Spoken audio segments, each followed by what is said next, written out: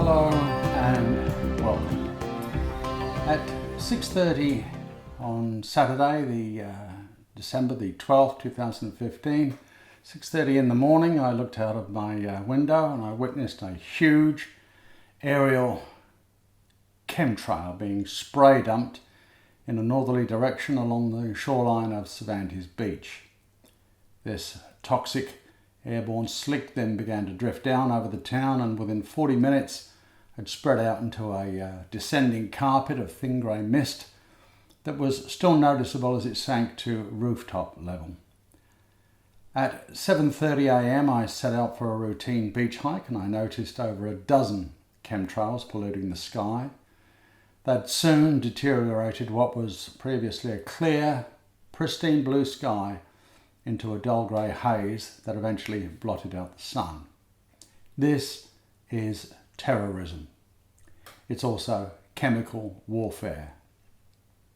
It sounds a contradiction in terms, but organised crime needs the essential prerequisite of established law and order for it to operate successfully. The organised crime referred to here is that of private corporations masquerading as public servants disguised in the role of government. These criminals consistently belabour the term terrorism in their propagandised mockingbird media, but are in fact the actual terrorists themselves. Events repeatedly portrayed in mockingbird media as lethal terrorist attacks are state-sponsored false flag events that increasingly appear astonishingly clumsy and poorly orchestrated. In fact, they've become so pathetically mismanaged so as to raise the question as to whether or not intended incredulity is a part of the overall strategy. They've even used the same B-grade crisis actors from one supposed terrorism event to another halfway across the country, wherein the acting is so fake it would be laughable if this were a laughing matter. Victims of mass violence bearing witness to sudden brutal killings of their loved ones are not given to laughing and joking with camera crews shortly after such a traumatic event. The abundant expose videos demonstrating this amateurish buffoonery would be hilarious entertainment if the issue were not so deadly serious. People supposedly shot to death at point-blank range by heavy assault weaponry, yet displaying no blood, shattered bone or body tissue.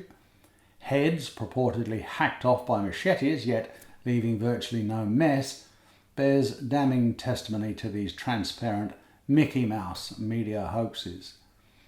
You don't need to be a firearms expert or require medical training to understand the total impossibility of any such outcomes if the reported slaughter were even partly real.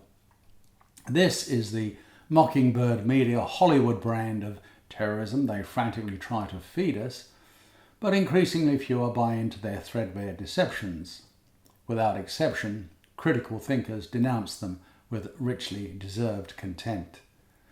Meanwhile, however, they studiously ignore the real terrorism of horrifically polluted skies with toxic chemtrails raining down on schools, productive farmlands, public water reservoirs, oceans, cities, rivers, wildlife, and entire regional communities.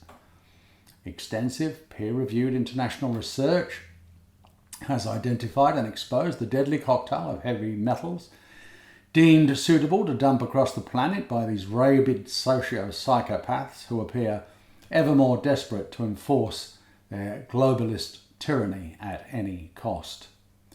To this end, their corrupt mockingbird media unhesitatingly cast aspersions upon any enterprise that might pose a threat to international banking cartel operations.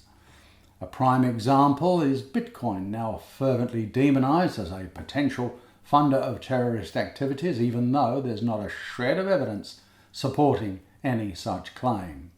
That hasn't stopped the Australian corporate mercenary police from raiding the home of Bitcoin inventor.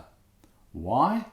Because peer-to-peer finance isn't welcomed by the criminal banksters who need to keep their snouts into every financial endeavour, no matter how unwelcome. But let's take a look at what happens the moment anyone questions the obvious criminality of the IMF or the WHO. Well, they're instantly branded non-violent terrorists, of course. Anyone seeking legal redress against these venomous corporate hoodlums will earn the same terrorist label regardless of how utterly ludicrous such baseless accusations are. Questioning the incontestably established perils of vaccines will quickly earn the same identifying marker, along with those seeking to protect precious water reserves and the environment from the proven eco-terrorism of fracking.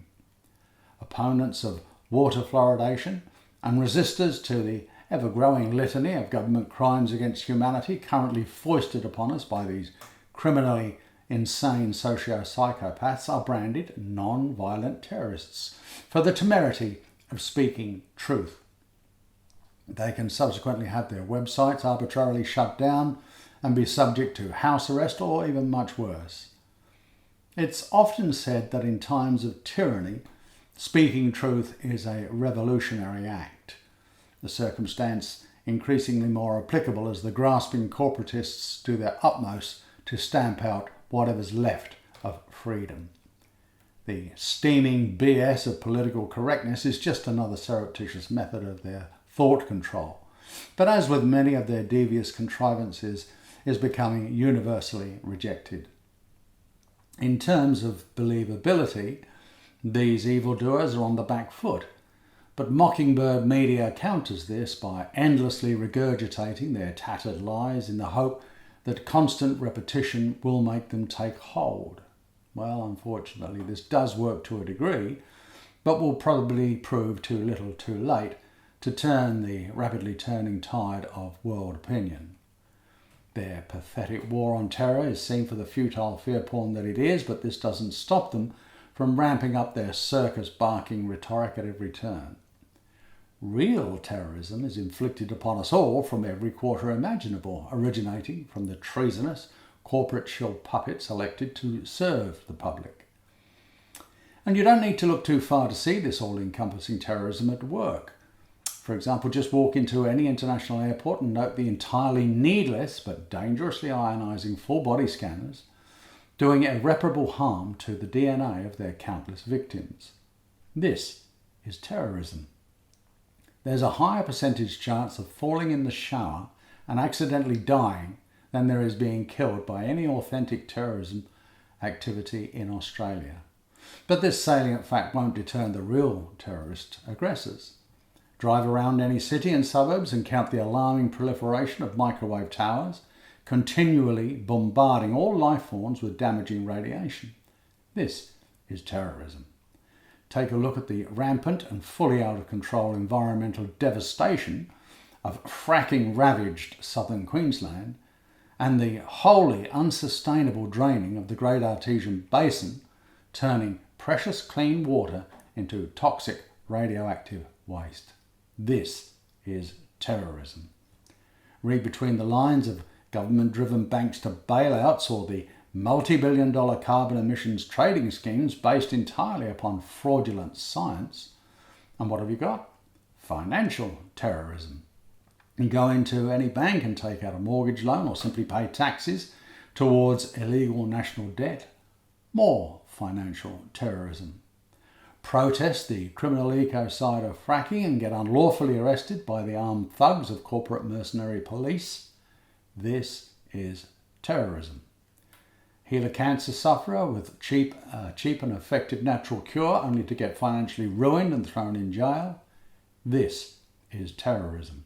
I could, of course, go on, but I think you get the drift. We know who the perpetrators are, but should more importantly examine who's responsible, because ultimately the responsibility is ours for failing to collectively take direct remedial action. It's not for me to suggest what type of direct action that should be. Rather, it's up to each and every individual to first recognise the encircling peril, then decide for themselves whatever action they might best apply. Doing nothing and hoping others will come to the rescue is not an option. We are all in this together and fully capable of turning it around. The choice couldn't be any simpler. Fear or love. You've doubtless heard this message many times before. You will again. So, what's it to be? Thank you for watching.